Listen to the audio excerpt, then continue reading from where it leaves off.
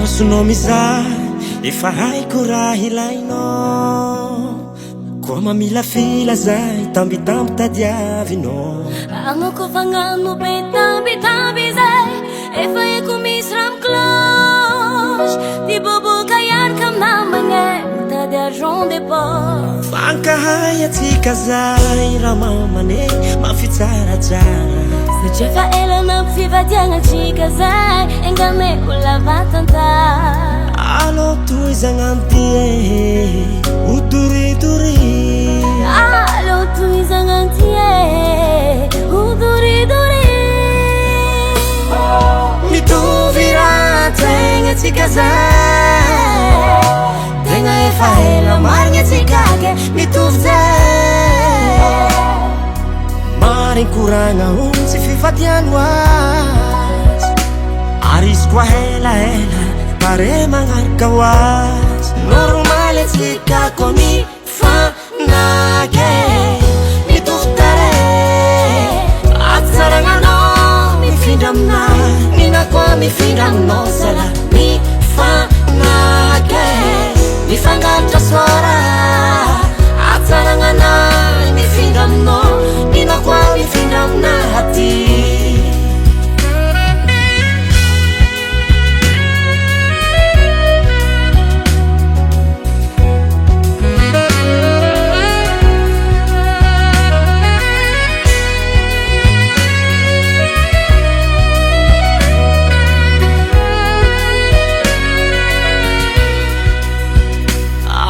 Koa nagnanongoty zay misy rangatagna, satria posnao makikitry be io itadiavagna fika.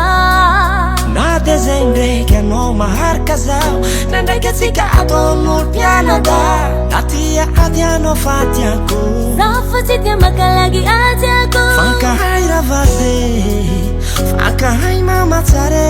Satria fa elana fivadiagna antsika zay, engane ho lava tantare.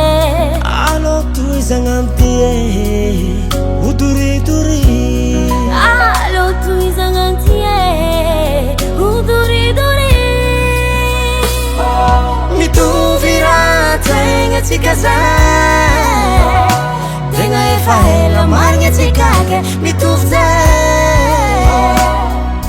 Marigny koragna ontsy fivadiano azy, ary izy koa elaela pare magnaraka hoazy. Normaly atsika koa mifanaky, mitovy tare atsaragnanao mifindra aminahy, nina koa mifindra aminao